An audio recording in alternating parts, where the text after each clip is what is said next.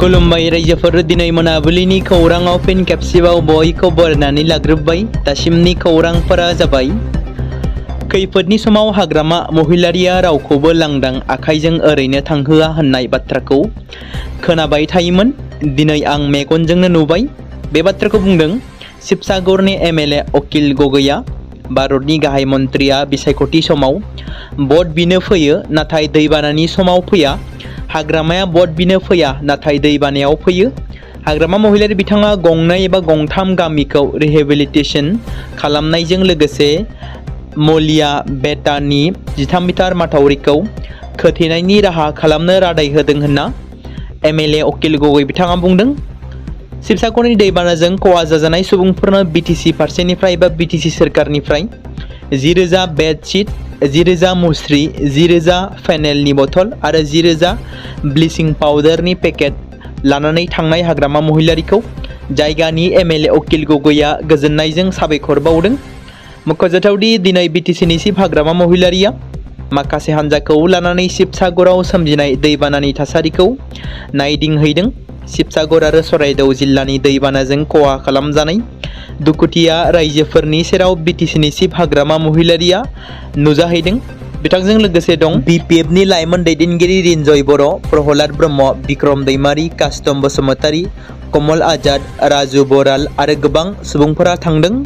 बिटिसिनि गाहाय खुंगिरि हाग्रामा महिलारिया शिबसागर जिल्लानि दैबानाजों साग्लोबजानाय ओनसोलफोरखौ दावबायनानै थासारिखौ मोजाङै नायहैयो, खहा जानांनाय नखरफोरजों रायज्लायो आरो दैबानाजों खहा जानांनाय सुबुंफोरजों सुखु-दुखु खौरां लायो। रिलिफ हाबाफारिनि बाहागो महरै हाग्रामा महिलारिया दैबानाजों भुगिनांनाय नखरफोरनो 10,000 थाम्फैनि मुस्रि, 10,000 बिसना कभार्स, 10,000 पेकेट ब्लिचिं पाउडार आरो 10,000 बथल एबा फेनेलनि बथल राननानै होयो होनना फोसावो। क'क्राझारनि सानै सोरखारि साख्रि आवलाया मोननो हादों लक सेवा बान्था 2026। क'क्राझार जिल्लानि सानै सोरखारि मावफारियाफोरा आसाम सोरखारजों गायसनजानाय जिल्ला थाखोनि लक सेवा बान्था 2026 खौ आवग्रिनो हादों। बान्था मोनगिरिफ्रा जाबाय जिल्ला कमिशनारनि मावख'आव सिनियर डिस्ट्रिक्ट एडमिनिस्ट्रेटिभ एसिस्टेन्ट लिन ब्रह्म आरो गसाइगाव दै जगायनाय बिफाननि कलसि ग्रेड 4 नि लहित सरकारा। आसामनि गिबि मन्त्रि आरो भारत रत्न लकप्रिय गपिनाथ बरदলৈनि पुण्यतिथि फालिनायाव क'क्राझाराव सुबुं कल्याण साननि फालिथायाव बे बान्थाफोरखौ होनाय जायो। बान्था मोनगिरिफोरनो एमएलए सेउलि महिलारि आरो जिल्ला कमिशनार पंकज चक्रवर्तीया फोरमान बिलाइखौ होयो। बे बान्थायाव आसाम सोरखारनिफ्राय गांसे फोरमान बिलाइजों लोगोसे 25,000 रांनि नोगोद बान्थाबो होनाय जायो। सेरेन दैमानि माथावरि बायनानै बोरिमुरि बर' गामि आरो माजग'वा गामि गोबां नखरफोरनि आबादनि खहा जानायखौ बे समाव मिथिनो मोन्दों। मख'जाथावदि आथिखालाव दैबाना एबा आसामनि दैबानाया गोबां जिंगायाव खोख्लैदों। बेबादिनो बिटिसियावबो सोमजिदों। अदालगुरियाव दैबानानि गोहोमखौ नुनो मोन्दों। भुटाननिफ्राय दै हगारनायखौ लानानै सांग्रांथि फोसावदों उदालगुरि जिल्लानि माखासे बाहागोआव। थांनाय 3 आगस्ट खालिनि धेमाजि जिल्लायाव अरुणाचल प्रदेशनिफ्राय बोहैबोनाय दैयाबो हरखाबै सेरेन दैमाया लोमसावनायनि जाहोनाव मिसामारा गामि पन्चायतनि बेन्दोंआव थानाय बोरिमुरि बर' गामि आरो माजग'वा गामियाव दैबानाजों गासै गं 120निबो बांसिन नखरनि गोबां खहा जायो। दासिम गं 85 नखरनि सुबुंफोरा सानजारि नोगोराव थानाय एसपि बर' जौसिन गेजेरारि फरायसालियाव रिलिफ बादायाव थानो गोनां जादों। मख'नो गोनांदि माथावरि बायनानै सेरेन दैमानि दैया बोरिमुरि माजग'वा गामियाव दै लोमनानै न' बां, आबाद, बारि बागानखौ खहा खालामदों।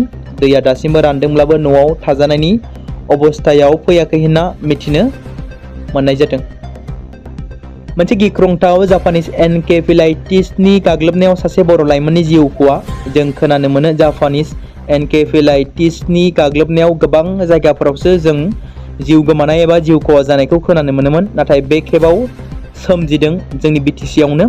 फाहामथाय लाबाय थानाय समावनो हरखाबै जिउ गोमायो अरन मुसाहारि मुंनि सासे लाइमोन एबा सेंग्राया। मख'नो गोनांदि क'क्राझार जिल्लानि सिङाव थानाय दतमानि सिमलागुरि गामियाव गिख्रंथाव जापानिज एनकेफेलाइटिस गाग्लोबनायाव अरन मुसाहारिनि जिउ खहा जानाया ओनसोल नाङैनो गिखांनाय थासारि सोमजिहोदों। देहा फाहामसालियाव 24 घन्टा सिबिथाय मोनगोन रायजो राजाफोरा। आसाम आरो सोनाब बंग सीमा ओनसोल गसाइगावनि सिमुलटापु गामियाव गं 10 बिसना थानाय देहा फाहामसालि लुफुंनो अन्थाइ खाम्फा गायसननानै होदों बिटिसिनि मावफुं सोद्रोमा देरहासार बसुमतारिया। गासै 2,42 लाख रांजों लुफुंजानाय बे देहा फाहामसालिखौ मोननो हानानै गोजोननाय फोरमायदों गोबां रायजो राजाफ्रा।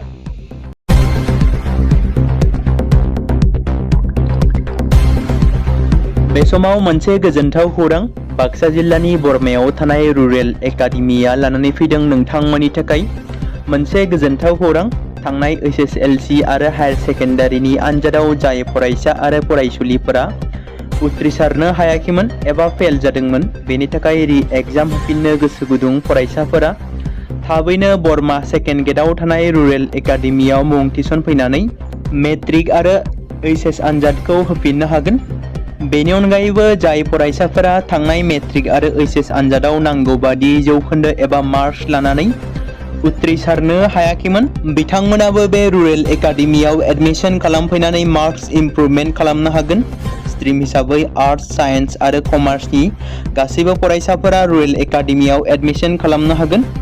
बेनि थाखाय थाबैनो 8761903455 नङाब्ला 87203585 जानबुं नम्बराव जगाजग खालामहरनो हागोन।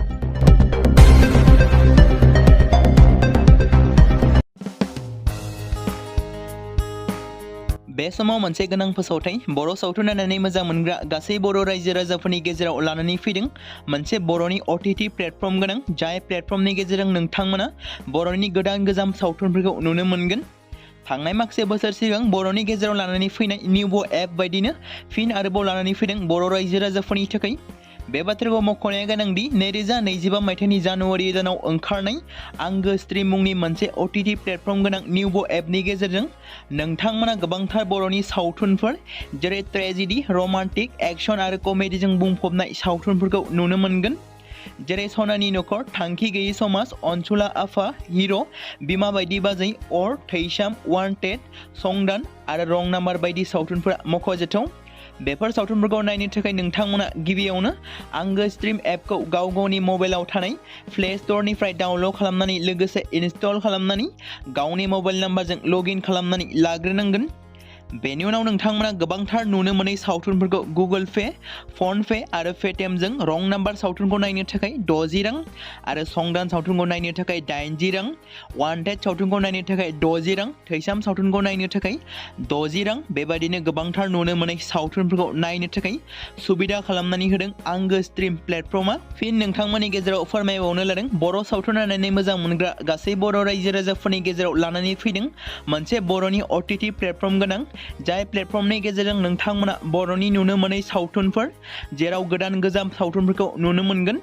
बे बाथ्राखौ मख'नाया गोनांदि 2025 मायथाइनि जानुवारि दानाव दिहुनजानाय आंगो स्ट्रिम मुंनि मोनसे OTT प्लेटफर्म गोनां एपनि गेजेरजों नोंथांमोना गोबांथार बर'नि ट्रेजेडि, रमान्टिक, एक्शन आरो कमेडिजों बुंफबनाय सावथुनफोरखौ नुनो मोनगोन। जेरै रं नाम्बार, संदान, वान्टेड, थैसाम, अर, बिमा बायदि बाजै, हिर', अनसुला आफा, थांखि गैयै समाज, सनानि नखर बायदि बायदि सावथुनफ्रा मख'जाथाव। बेफोर सावथुनफोरखौ नायनो थाखाय नोंथांमोना गिबियावनो आंगो स्ट्रिम एपखौ गावनि मबाइलाव थाखानाय प्ले स्ट'रनिफ्राय इनस्टल खालामनानै गावनि मबाइल नाम्बारजों लगइन खालामखांनायनि उनाव नोंथांमोना गोबांथार नुनो मोनै सावथुनफोरखौ गुगोल पे, फन पे आरो पेटिएमजों रं नाम्बार सावथुनखौ नायनो थाखाय 60 रां, संदान सावथुनखौ नायनो थाखाय 80 रां, वान्टेड सावथुनखौ नायनो थाखाय 60 रां, थैसाम सावथुनखौ नायनो थाखाय 60 रां बेफोरबायदिनो अर सावथुनखौ नायनो थाखाय 60 रां पे खालामनांगोन। बेबायदिनो गोबांथार नुनो मोनै बर' सावथुनफोरखौ नायनो थाखाय सुबिदा खालामनानै होदों आंगो स्ट्रिम प्लेटफर्मा। बे समाव मोनसे गोनां फोसावथाय बर' सावथुन नायनानै मोजां मोनग्रा गासै बर' रायजो राजाफोरनि गेजेराव लानानै फैदों मोनसे बर'नि OTT प्लेटफर्म गोनां, जाय प्लेटफर्मनि गेजेरजों नोंथांमोना बर'नि गोदान गोजाम सावथुनफोरखौ नुनो मोनगोन। थांनाय माखासे बोसोर सिगां बर'नि गेजेराव लानानै फैनाय निउबो एप बायदिनो फिन आरोबाव लानानै फैदों बर' रायजो राजाफोरनि थाखाय। बे बाथ्राखौ मख'नाया गोनांदि 2025 मायथाइनि जानुवारि दानाव ओंखारनाय आंगो स्ट्रिम मुंनि मोनसे OTT प्लेटफर्म गोनां निउबो एपनि गेजेरजों नोंथांमोना गोबांथार बर'नि सावथुनफोर जेरै ट्रेजेडि, रमान्टिक, एक्शन आरो कमेडिजों बुंफबनाय सावथुनफोरखौ नुनो मोनगोन।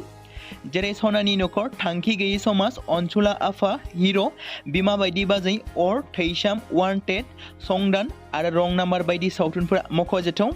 बेफोर सावथुनफोरखौ नायनो थाखाय नोंथांमोना गिबियावनो आंगो स्ट्रिम एपखौ गाव गावनि मबाइलाव थानाय प्ले स्ट'रनिफ्राय डाउनल'ड खालामनानै लोगोसे इनस्टल खालामनानै गावनि मबाइल नाम्बारजों लगइन खालामनानै लाग्रोनांगोन।